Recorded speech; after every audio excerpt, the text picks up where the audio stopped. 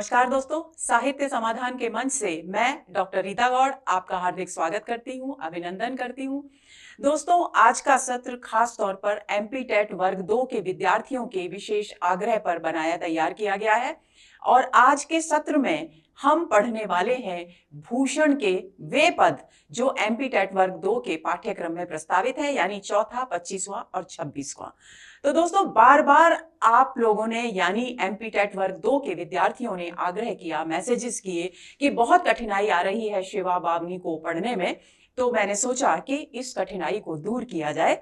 तो आज के सत्र में हम उस कठिनाई को बिल्कुल भूल जाएंगे, क्योंकि ये सब तीनों पद आपको अच्छी तरह से हृदयंगम होने वाले हैं, ऐसा मेरा विश्वास है।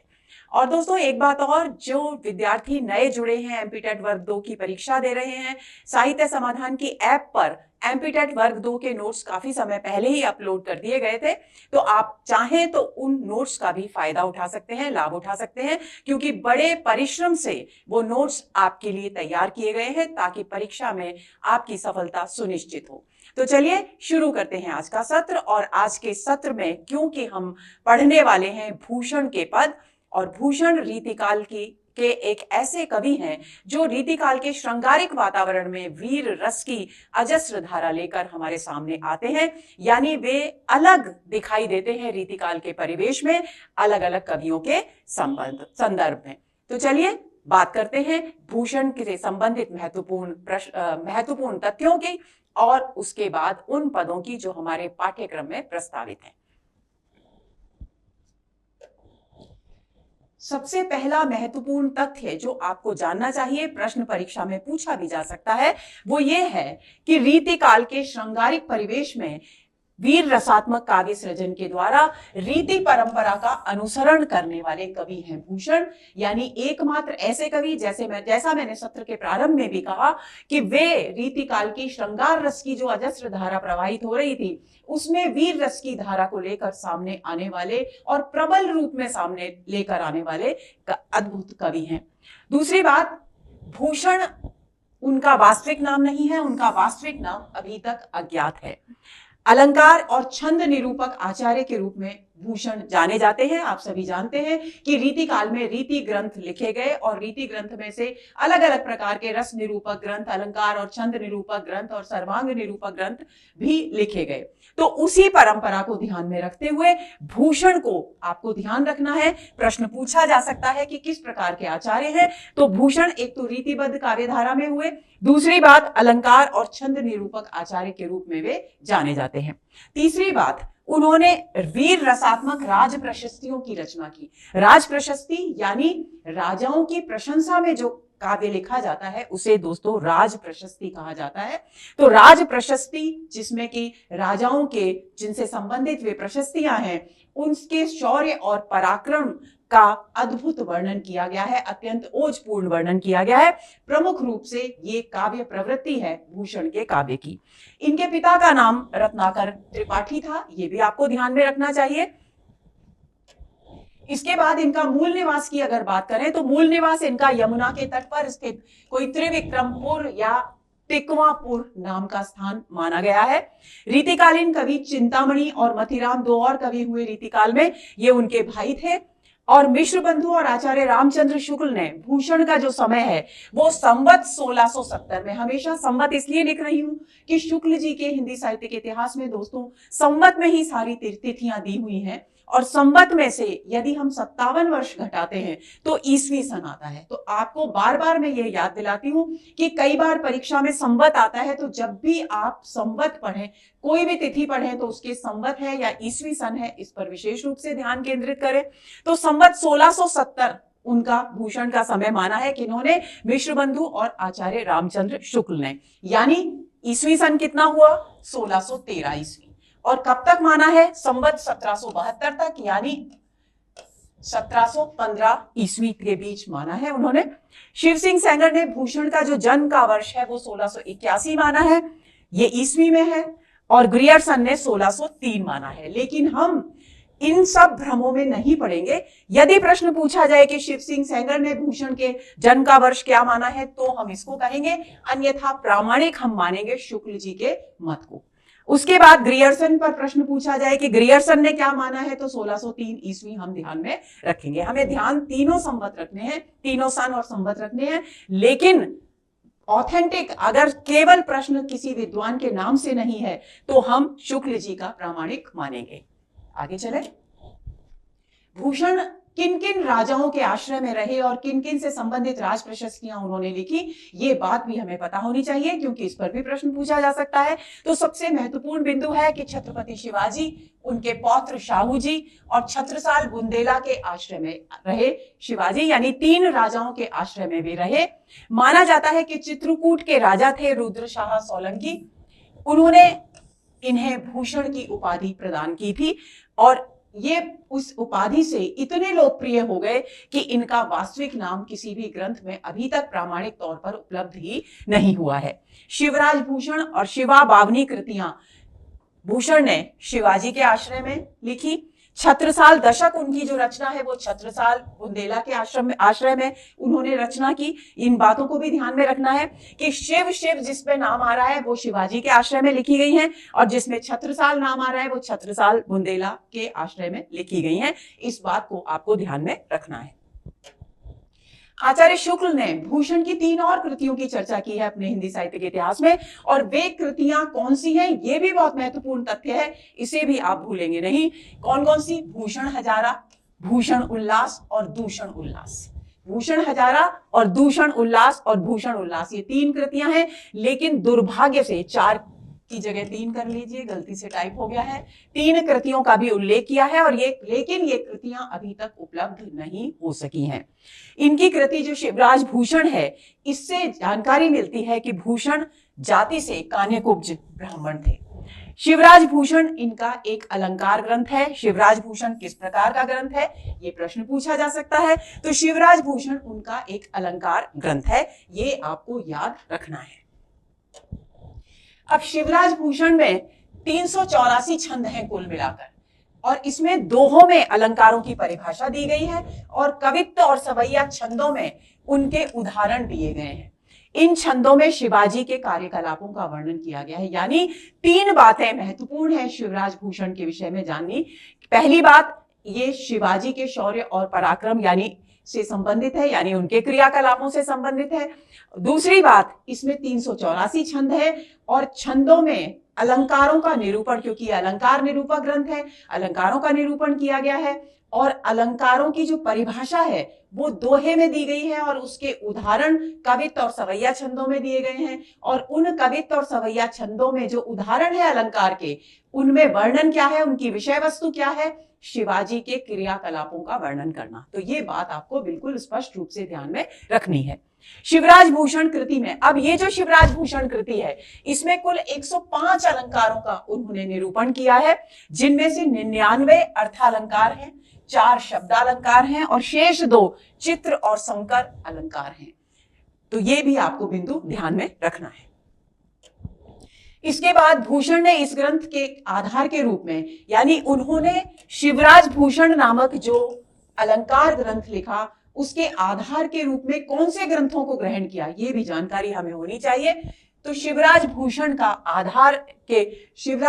के आधार के रूप में इन्होंने जयदेव का चंद्रालोक और मतीराम का ललित ललाम नामक ग्रंथ स्वीकार किया है, ग्रहण किया है। अब बात आती है शिवा बावनी, जिसके विषय में जिसके 3 पदों को हम पढ़ने वाले हैं। तो शिवा बावनी में 52 छंद हैं। ये बहुत महत्वपूर्ण बात है क्योंकि शिवा बावनी हमारे पाठ्यक्रम में है दोस्तों। तो ये पूछा जा सकता है, एक स्वाभाविक सी बात है कि शिवा बावनी में छंदों की संख्या कितनी है। तो शिवा और बावनी यानी 52, तो आपको भूलना ही नहीं है कि शिवा बावनी में नाम में स्वयं बताया दिया गया है कि बावनी में 52 छंद है। तो शिवा बावनी में 52 छंद है। इसकी विषय वस्तु क्या है, क्योंकि नाम में शिवा है तो शिवाजी की कीर्ति का यहाँ पर वर्णन किया गया है। यानी कीर्ति किससे फैली, शौर्य और पराक्रम से। तो विकल्पों में कीर्ति का वर्णन हो या शौर्य का वर्णन हो या विकल्प में हो पराक्रम, तो आप तीनों में से कोई एक ही बिंदु आएगा तो आप उसे चुन सकते हैं। केवल कीर्ति का वर्णन से कीर्ति शब्द नहीं लेंगे, कीर्ति का आधार क्या हो सकता है, शिवाजी क्योंकि एक पराक्रमी योद्धा थे, एक अच्छे शासक थे, तो उनके पराक्रम का आधार, उनकी कीर्ति का आधार उनका पराक्रम है, उनका शौर्य है। ये बात आपको भूलनी नहीं है। छत्रसाल दशक की रचना इन्होंने छत्रसाल की प्रशस्ति में की। प्रशस्ति का अर्थ होता है प्रशंसा, यानी छत्रसाल बुंदेला जिनके आश्रय में ये रहे, उनकी प्रशंसा में इन्होंने छत्रसाल दशक नामक काव्य की रचना की। और इसमें 10, क्योंकि दशक इससे नाम से ही स्पष्ट है, इसमें 10 छंद है। 10 छंदों में छत्रसाल बुंदेला के यश का गुणगान किया गया है, या उनकी कीर्ति का, उनके यश का वर्णन किया गया है। भूषण की ये सभी कृतियां मुक्तक शैली में है, पहली बात, यानी प्रबंध कृतियों की रचना भूषण ने नहीं की। दूसरी बात, इनकी भाषा ब्रज है। ये 2 बिंदु भी आपको भूलने नहीं है।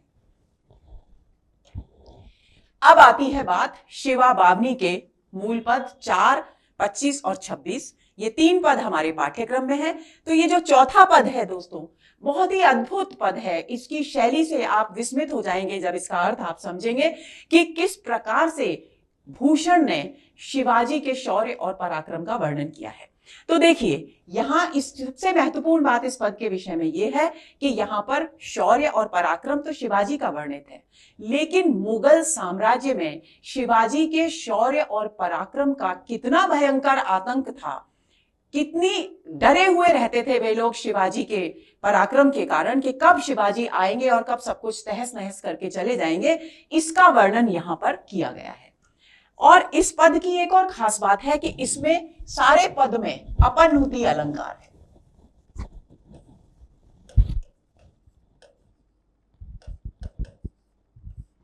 अपनुति अलंकार कहां होता है?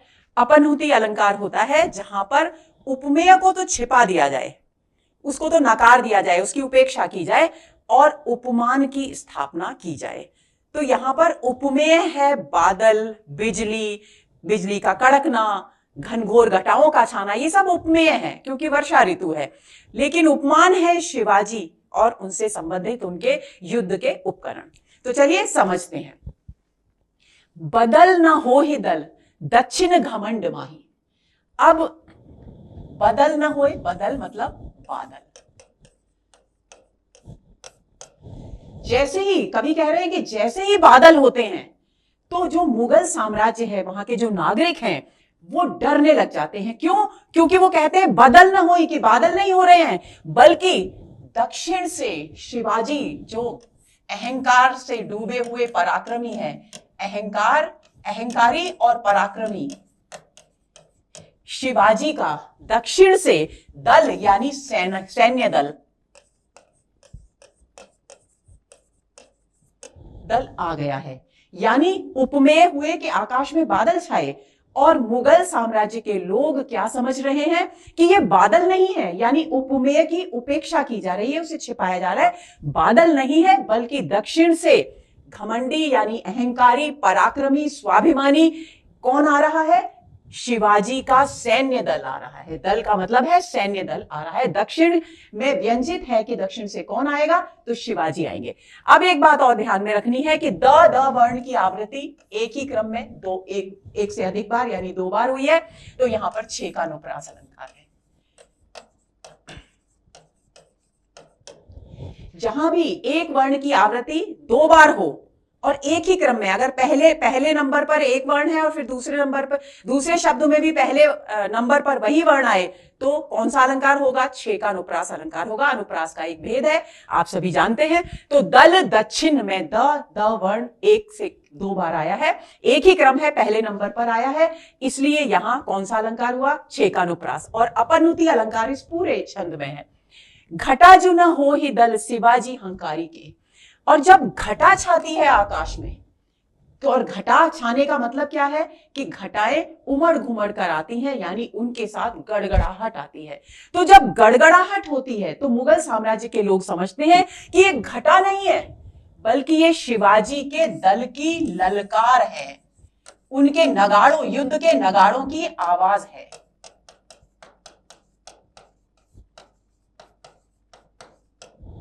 हकारना यानी ललकारना, यानी युद्ध के नगाड़ों की आवाज है जो हमें घटा के रूप में सुनाई दे रही है। दिख तो रही है घटाएं, लेकिन इतने डरे हुए हैं शिवाजी के शौर्य और पराक्रम से मुगल साम्राज्य के लोग, तो वो कह रहे नहीं, ये घटा नहीं है, बल्कि ये शिवाजी के सैन्य दल की क्या है, नगाड़ों की आवाज है, उनकी ललकार है। यानी यहां भी उपमेय यानी घटा की उपेक्षा की गई, उसे छिपाया गया, और स्थापना किसकी की गई, शिवाजी की ललकार की, जो कि उपमान है। तो कौन सा अलंकार हुआ, अपनुति। दामिनी दमंक नाही खुले खग बीरन के, बीर सिर छाप लखु तीजा असवारी के। और आगे कवि कहते हैं कि ये आकाश में बादल, दामिनी यानी बिजली नहीं चमक रही, दामिनी मतलब बिजली, सभी जानते हैं, दमकना यानी चमकना, बिजली नहीं चमक रही, बल्कि शिवाजी के जो बीरन यानी शिवाजी के जो सैन्य दल के सैनिक हैं, उनके खड्ग यानी उनके धारदार, तेज और चमकदार तलवार चमक रही हैं, कटारें चमक रही हैं, ये दामिनी की दमक नहीं है। तो यहां दामिनी की दमक को छिपाया गया, और उपमान यानी खड्ग, खुले खड्ग, नंगी तलवारें जिनको कहेंगे हम साधारण भाषा में, उन नंगी तलवारों की चमक की स्थापना की गई है। तो यहां पर अपनुति अलंकार हुआ। बीर सिर छाप लखु तीजा असवारी के। और जब ये बिजली और ज्यादा कड़कती है तो कैसा लगता है, कैसी कल्पना कर रहे हैं कि या तो ये खुली नंगी तलवारें हैं शिवाजी के सैनिकों की, या फिर क्या है, तीजा असवारी यानी हरितालिका तीज पर, हरितालिका तीज उस समय बहुत उल्लास के साथ मनाई जाती थी, और उसमें तीजा माता की सवारी निकाली जाती थी, और उस सवारी में जो मराठा सैनिक होते थे शिवाजी के, वे सुंदर सुंदर पगड़ियां धारण करके सुसज्जित वेशभूषा में घोड़ों पर सवार होकर उस सवारी के साथ शोभा यात्रा में शामिल हुआ करते थे। और वो जो पगड़ी धारण करते थे दोस्तों, उस पगड़ी पर एक आभूषण, रत्न जटित आभूषण होता था, जिसकी चमक दूर से देखकर ही लोग पहचान जाते थे कि ये तीजा की सवारी में जाने वाले सैनिकों की पगड़ियों के आभूषण की चमक है। तो वो कह रहे हैं कि ऐसा लग रहा है कि या तो ये बिजली की चमक नहीं है, ये खुली नंगी तलवारों की चमक है। किसकी तलवारों की, शिवाजी के सैनिकों की तलवारों की, या फिर उन सैनिकों के द्वारा जो सिर पर पगड़ी धारण की गई है, उस पगड़ी की जो छाप है, यानी उसमें जो आभूषण रत्न जटित वो पहनते हैं, हरितालिका तीज की सवारी के समय उस आभूषण की ये चमक है। तो यहां भी स्थापना किसकी है, उपमान की स्थापना, और उपमेय को छिपाया जा रहा है। तो अपनुति अलंकार पूरा चल रहा है। दामिनी दमंक में भी यहां पर छेकानुप्रास है, खुले खग में भी छेकानुप्रास है, बाकी ठीक। आगे चलें। देखी देखी मुगलों की हर में भवन त्यागे। अभी तक जितना भी वर्णन हुआ इस छंद में, वो था मुगल नागरिकों के बीच जो फैली दहशत है, जो भय, जो आतंक है, उसका वर्णन यहां पर किया गया है। लेकिन अब आगे की जो पंक्तियां हैं, मुगल हरम में जो स्त्रियां रहती हैं, उन स्त्रियों की क्या मनस्थिति है जब बादल घिरते हैं, तो वो क्या करती हैं, तब उस दहशत का यहां पर चित्रण किया गया है भूषण के द्वारा। तो भूषण कहते हैं, देखे देखे मुगलों की हर में भवन त्यागे। और जैसे ही घटाओं को घिरते हुए देखती हैं, घटाओं की गड़गड़ाहट सुनती हैं, बादलों को देखती हैं, तो जो मुगल हरम में जो स्त्रियां हैं, वे उनको देख देख कर अपने अपने भवन को त्याग कर भागने लगती हैं कि अब शिवाजी आ गए हैं अपनी सेना को लेकर, अब वे किसी भी हालत में सब कुछ तहस नहस कर देंगे, हम सब बच नहीं पाएंगे। तो अपने प्राणों की रक्षा के लिए वे उस हरम के भवन को त्याग कर इधर उधर भागने लगती हैं। उझके उठे बहत बयारी के। और इस आतंक की पराकाष्ठा देखिए इस पंक्ति में कि जब पवन चलती है, बहत बयारी, यहां भी छेकानुप्रास अलंकार हो गया, ब वर्ण की आवृत्ति है कि जब थोड़ी सी भी तेज हवा चलती है तो वे डर जाती हैं कि ये हवा के चलने की आवाज नहीं है, बल्कि क्या है, शिवाजी की सेना के आने की आवाज है। तो वे डर कर अपने अपने झरोखों से, जो उनके भवनों में जो झरोखे बने हुए हैं, वहां से उझक यानी झांक कर देखती हैं कि कहीं शिवाजी की सेना तो नहीं आ गई है। ये इस तरह का आतंक, देखिए कितना सुंदर चित्र प्रस्तुत किया है भूषण ने यहां पर शिवाजी के आतंक का मुगल साम्राज्य में। और उझके उझके और देखी देखी, इन दोनों शब्दों में कौन सा अलंकार हुआ? पुनरुक्ति प्रकाश। दिल्ली मते भूली कहे बात घन घोर घोर, बाजत नगारे ये सितारी गढ़धारी के। अब आगे की पंक्तियों में वे क्या कहते हैं? कवि कहते हैं, भूषण कवि कहते हैं कि घन यानी बादल, घोर यानी भयंकर गर्जना करते हुए बादल, भयंकर घनघोर काले बादल और भयंकर गर्जना करते हुए बादलों को देखकर कवि भूषण कहते हैं कि दिल्ली की मति भ्रमित हो गई है, यानी बुद्धि भ्रमित हो गई है।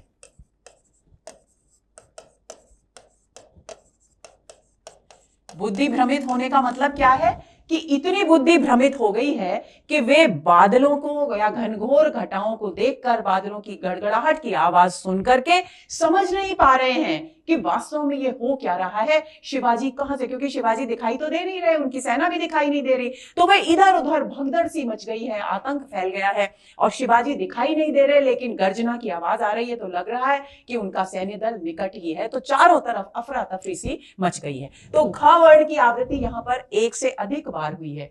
छेकानुप्रास में केवल एक बार आवृत्ति होती है, यानी एक बार एक शब्द में आता है, उसके बाद एक बार और आता है, लेकिन यहां एक से अधिक बार आवृत्ति हुई है। तो यहां पर वृत्यानुप्रास अलंकार हुआ। जब एक ही वर्ण की एक ही क्रम में एक से अधिक बार आवृत्ति होगी तो वृत्यानुप्रास अलंकार होगा, और सिर्फ एक बार आवृत्ति होगी तो छेकानुप्रास अलंकार होगा। बाजत नगारे ये सितारे गढ़धारी के, यानी दिल्ली के में इतनी दहशत फैल गई है कि घनघोर घटाओं को, गरजते हुए बादलों को, गड़गड़ाते हुए भयंकर गर्जना करते हुए बादलों को देखकर दिल्ली वासियों की बुद्धि इतनी भ्रमित हो गई है कि उनको लगता है कि ये घनघोर घटाएं और बादल नहीं है भाई, ये क्या है? सितारा किले के मालिक, सितारागढ़ यानी सितारा दुर्ग के स्वामी। सितारा दुर्ग के स्वामी कौन है? शिवाजी। सितारा दुर्ग के स्वामी शिवाजी के द्वारा युद्ध के नगाड़े बजाए जा रहे हैं। ये कोई बादलों की गड़गड़ाहट नहीं है या घटाओं के गड़गड़ाने की आवाज नहीं है। तो यहां भी घन बादल के घोर आवाज को छिपाया जा रहा है और उपमान यानी नगाड़े किसके? सितारा गढ़धारी के नगाड़ों की यानी उपमान की स्थापना की जा रही है। तो पूरे छंद में दोस्तों अपनुति अलंकार है। आगे चलते हैं।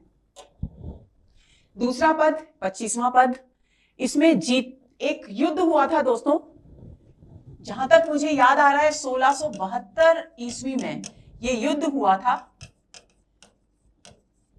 सिलहेर नामक स्थान, एक नासिक के पास एक जगह है सिलहेर, उस स्थान पर यह युद्ध हुआ था। और यह युद्ध किसके बीच में हुआ था? मुगलों और शिवाजी के बीच। अब दोस्तों आपको उस स्थिति को समझना है कि जब 17वीं शताब्दी में जब औरंगजेब का शासनकाल चल रहा था, तब स्थिति क्या थी कि मुगलों का परचम सारे भारत में छाया हुआ था। दूर दूर तक उनकी विजय पताका फैली हुई थी, उनका साम्राज्य विस्तृत था और उनका आतंक फैला हुआ था। उस आतंक के वातावरण में यदि कोई योद्धा अचानक दक्षिण से आए और सिलहेर के युद्ध में मुगल सेना को बिल्कुल नाको चने चबवा दे, उसे पराजित कर दे, तो चारों तरफ ये घटना चर्चा का कितना विषय रही होगी। और उसी का प्रमाण है ये पद, ये छंद जो भूषण ने लिखा है सलहेरी के युद्ध के विषय में। तो वो कहते हैं, जीत्यो शिवराज सलहेरी को समर सुने, सुने असुरन के सुसीने धरकत है। क्या कहते हैं कि शिवराज ने यानी शिवाजी, शिवराज कौन? शिवाजी। शिवाजी ने सिलहेरी के समर यानी युद्ध को जीत लिया है। ये खबर सुनकर यानी मुगल सेना को परास्त कर दिया है। कौन सी मुगल सेना? जो पराक्रमी मुगल सेना थी, जिसकी शक्ति का परचम सारे भारत में उस समय विद्यमान था, व्याप्त था। उसके हारने की बात सुनकर क्या होता है? सुने असुरन के, असुर शब्द यहां पर वैसे तो राक्षस होता है असुर का मतलब, लेकिन यहां मुगलों के लिए इस्तेमाल हुआ है। सुने असुरन के सुसीने धरकत हैं, कि जब वो सुनते हैं सलहेरी के युद्ध में मुगल सेना परास्त हो गई, इतनी पराक्रमशाली मुगल साम्राज्य की सेना परास्त हो गई, तो असुर यानी मुगलों के जो सीने हैं यानी हृदय, वो क्या करते हैं, धड़कने लगते हैं, घबराकर धड़कने लगते हैं। घबराहट होती है कि अब एक युद्ध में अभी हम हारे हैं, आगे न जाने क्या होगा। इस आशंका से, इस घबराहट से उनके हृदय की धड़कन तेज होने लगती है। सुने, देखिए, शिवराज सलहेरी को समर सुनी सवर्ण की आवृत्ति पहले नंबर पर, यानी क्रम पहला ही है, उसमें कितनी बार हुई है, 1, 2, 3 और 4, यानी कौन सा अलंकार हुआ, वृत्यानुप्रास अलंकार। सुने असुरन के सुसीने धरकत है, यहां पर सवर्ण की पहले वर्ण में आवृत्ति पहले क्रम में एक बार हुई है, तो यहां कौन सा हुआ, 6 का अनुप्रास। देवलोक नागलोक नरलोक गावे जस, और शिवाजी का पराक्रम इसके बाद इतना विख्यात हो गया, इतना उनका यश एक पराक्रमी योद्धा के रूप में फैल गया कि कवि भूषण लिखते हैं कि इस युद्ध में मुगलों को पराजित करने के बाद, यानी विजय प्राप्त करने के बाद, शिवाजी के पराक्रम का गुणगान, यश यानी कीर्ति, गुणगान उनका कहां कहां होने लगा, देवलोक नागलोक और नरलोक। नरलोक का मतलब ये हो गया पृथ्वी पर, उनकी सारी पृथ्वी पर उनकी ख्याति फैल गई कि वो बहुत पराक्रमी है। नागलोक यानी पाताल लोक, ऐसा माना जाता है हमारी संस्कृति में, हमारे धर्म शास्त्रों की परंपरा में, कि नागलोक में, नाग यानी पाताल में नागलोक है, तो पाताल लोक। और देवलोक क्या है, स्वर्ग, स्वर्गलोक। यानी तीनों लोकों में शिवाजी की इस युद्ध में विजय प्राप्त करने के बाद शिवाजी की कीर्ति तीनों लोकों में व्याप्त हो गई और सब जगह उनके पराक्रम और उनके शौर्य का गुणगान होने लगा। अजहू लो परे खगदंत खरकत हैं, और आज तक जो घाव इस युद्ध में, सलहेरी के युद्ध में सैनिकों के शरीर पर लगे थे, किसके द्वारा, उनकी कटारों के, तलवारों के द्वारा, शिवाजी के सैनिकों की कटारों और तलवारों के जो घाव मुगल सेना के शरीर पर लगे थे, उन सैनिकों के आज भी वो खगदंत यानी तलवार के जो घाव हैं वो आज भी खरकत हैं, यानी कसकते हैं। कसकने का मतलब क्या हुआ, यानी पीड़ा देते हैं, दुखते हैं। अब दोस्तों इस खगदंत को समझ लीजिए, शब्द को। खगदंत के दो अर्थ सामने आते हैं। पहली बात तो खगदंत का, खग जो पक्षी है, कौन से पक्षी के लिए इस्तेमाल होता है, वैसे तो सभी पक्षियों का के लिए खग इस्तेमाल होता है, लेकिन विशेष तौर पर गरुड़ यानी बाज, बाज के लिए इस्तेमाल होता है। गरुड़ भी ना लिखें, बल्कि गरुड़ की श्रेणी का है बाज। बाज के दांत, बाज की जो चोंच होती है, देखिए पक्षियों के दांत नहीं होते, बाज की जो चोंच होती है उस चोंच का आकार ऐसा होता है कि जब वो किसी भी शिकारी को, अपने किसी भी शिकार को अपने चोंच में पकड़ लेता है, तो उसकी जो चोंच का पास का साइड का हिस्सा होता है, उसमें उस तरह के एक दांत जैसी आकृति बनी होती है, उसमें से कोई अपने आप को छुड़ा नहीं पाता। तो उस एक तो उस अर्थ में कि कैसे पीड़ा देते हैं वो घाव, जैसे बाज पक्षी के दांतों में पकड़े हुए, चंगुल में फंसे हुए उसके दांतों में पकड़े हुए कोई भी शिकार को कष्ट होता है, पीड़ा होती है और वो मुक्ति प्राप्त नहीं कर पाता, उस तरीके से ये कर सकते हैं। दूसरी बात, खग का मतलब हुआ खड्ग यानी तलवार। शिवाजी की तलवार के जो घाव है वो इतना कष्ट देते हैं, जबकि युद्ध को हुए का समय बीत गया है, लेकिन उसके बाद भी आज तक वो घाव उनके शरीर पर पीड़ा देते हैं। तो ख वर्ण की आवृत्ति एक से अधिक बार, यानी एक बार, एक से अधिक बार नहीं, एक बार, तो 6 का अनुप्रास है। और लो का मतलब होता है तक, यानी आज तक वो घाव कसकते हैं, कष्ट देते हैं, पीड़ा देते हैं। आगे चलते हैं। कंटक कटक काट कीट से उड़ाए केते, भूषण भनत मुख मोरे सरकत हैं। अब देखिए बहुत ही सुंदर रोचक प्रसंग। वो कहते हैं कि भूषण कवि, भूषण भनत, भनत का मतलब है कहते हैं, भूषण कवि कहते हैं कि शिवाजी की सेना ने कंटक कांटे, कटक सेना, कीट कीड़े मकोड़े,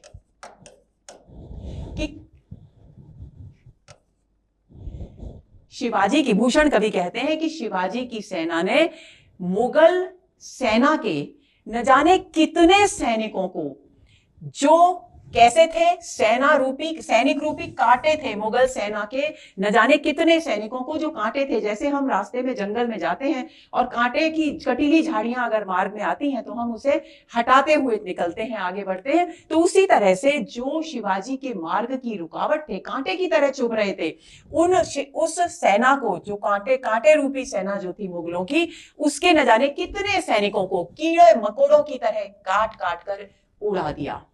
भूषण भनत मुख मोरे सरकत है। लेकिन जो कटने से बच गए, उन्होंने क्या किया?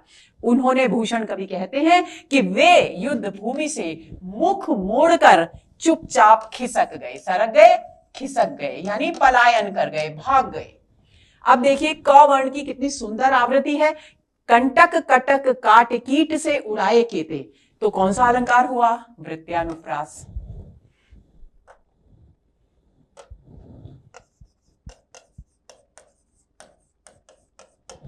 अब कंटक कटक, कंटक कांटों के समान किसको बताया जा रहा है? कटक यानी सेना को, तो कौन सा अलंकार हुआ? अभेद आरोप है, वाचक शब्द नहीं है, तो रूपक अलंकार हुआ।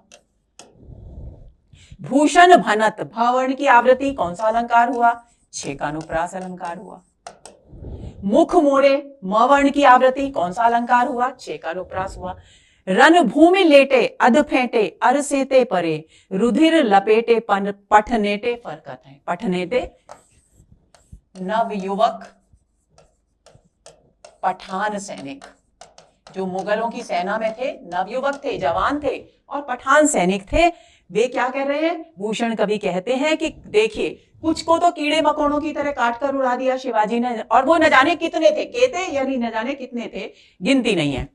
दूसरे जो बच गए वो मुख मोड़कर युद्ध भूमि से पलायन कर गए, यानी चुपचाप भाग गए अपनी जान बचाकर। बाकी जो बचे वो रणभूमि में यानी युद्ध भूमि में घायल पड़े। कैसे पड़े हैं? अध फेंटे, अधमरे, अधमेरे, और कैसे? अरसेते। अरसेते शब्द आलस्य से बना है दोस्तों। आलस्य में क्या होता है? हम एक जगह पड़े रहना चाहते हैं क्योंकि हमारा शरीर में जैसे ताकत सी नहीं होती उस टाइम, तो शक्तिहीन, कमजोर, इतने घायल हैं कि शक्तिहीन और कमजोर होकर, अधमरे होकर के भूमि पर पड़े हैं, जो खिसक, क्योंकि वो अधमरे हैं इसीलिए तो खिसक नहीं पाए, वरना वो भी युद्ध भूमि से भाग जाते। रुधिर लपेटे, और कैसे है? खून में लथपथ है। रुधिर रक्त, खून, खून में लथपथ है। और कौन है? पठनेते यानी युवक पठान सैनिक, फरकत हैं यानी तड़प रहे हैं।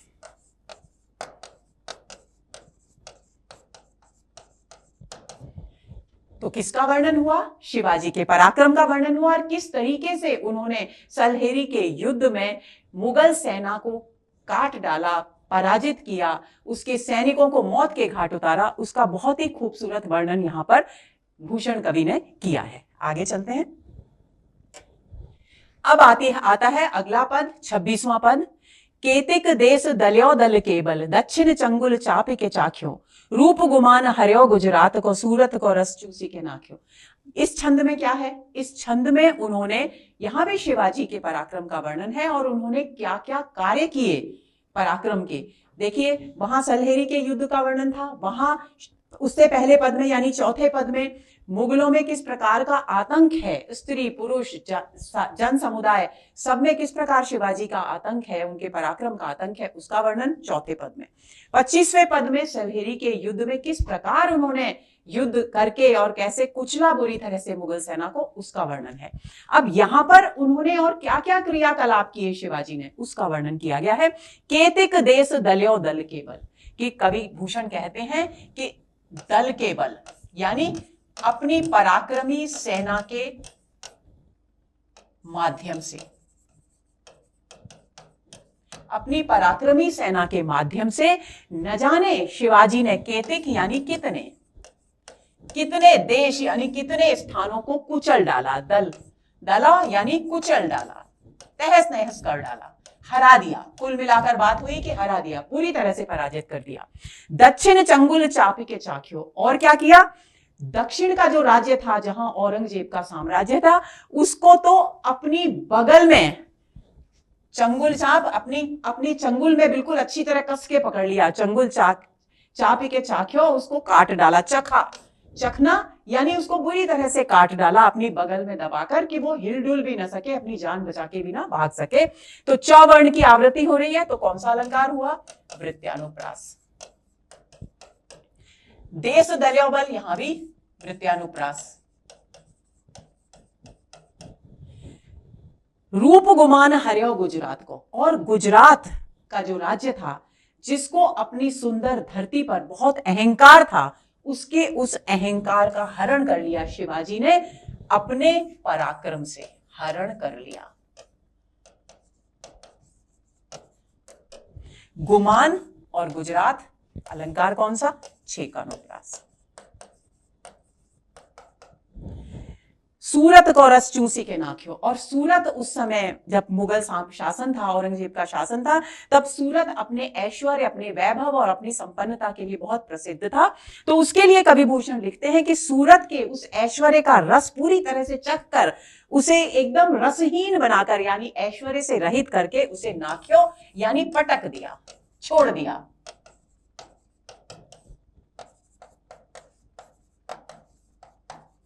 यानी न जाने कितने राज्यों का तो उन्होंने अपनी सेना के बल पर कुचल दिया, उसको जीत लिया, उसका मर्दन कर दिया, उसका दलन कर दिया, और दक्षिण का जो राज्य था उसको अपनी बगल में दबाकर शक्तिहीन कर दिया, और गुजरात का गुमान का हरण कर लिया, उसके अहंकार को नष्ट कर दिया, और सूरत का जो ऐश्वर्य है उसका रस चूस कर, यानी उसे अपनी ऐश्वर्य, अपनी समृद्धि से रहित कर, उसे चूस कर, जैसे हम किसी भी फल के रस को चूस कर उसके छूचे को छोड़ देते हैं, उस तरह से उन्होंने सूरत के ऐश्वर्य रूपी रस को चूस कर उसे छोड़ दिया।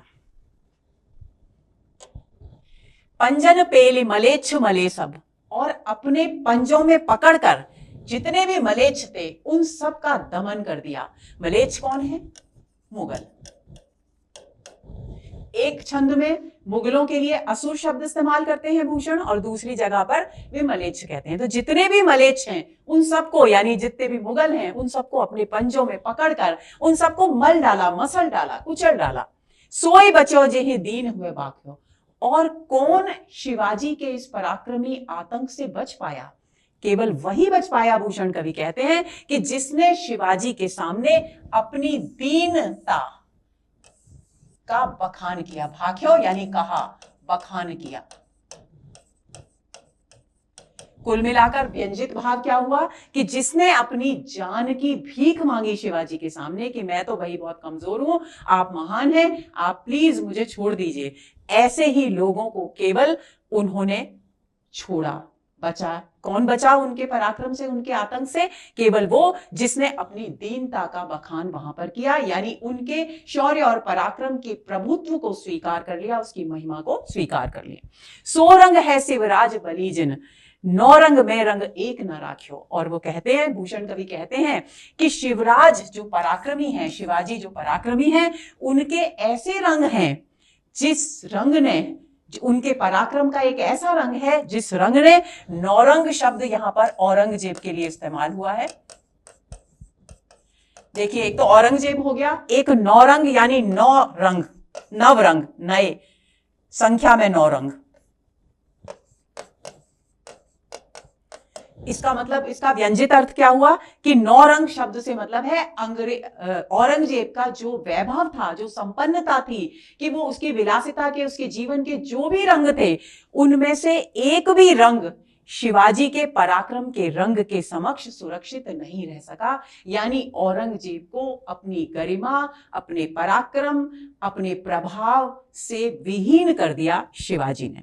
तो यहां पर 9 रंग और रंग, रंग शब्द है लेकिन इसमें 9 शब्द यहां जुड़ गया है, तो अलग अर्थ अलग अलग निकल रहा है। तो यहां पर अलंकार होगा सभंग पद यमक, यानी जहां पर पद शब्द टूटता है और वहां पर और अर्थ भिन्न भिन्न होते हैं, वहां पर सभंग पद यमक अलंकार होता है। तो यहां रंग शब्द, यहां तो रंग बिल्कुल अपने मूल रूप में है, यहां पर रंग के साथ 9 जुड़ गया, शब्द जुड़ गया, तो यहां पर सभंग और अर्थ अलग अलग है। इसका अर्थ औरंगजेब ले लीजिए या अलग अलग रंग ले लीजिए, नए रंग ले लीजिए, 9 रंग ले लीजिए, तो भी अलग अलग भिन्न भिन्न अर्थ स्पष्ट हो रहे हैं। तो इसलिए यहां पर सभंग पद अलंकार हुआ। तो दोस्तों ये हुआ हमारा आज का सत्र, और आज के सत्र में हमने शिवा बावनी के उन तीनों पदों को, उन तीनों छंदों को अच्छी तरह से पढ़ लिया जो आपके लिए कठिनाई या समस्या बने हुए थे। मुझे पूरा विश्वास है कि इस सत्र के बाद निश्चित रूप से आपकी भूषण संबंधी यानी शिवा बावनी से संबंधित जो भी समस्याएं हैं वो सब सुलझ गई होंगी।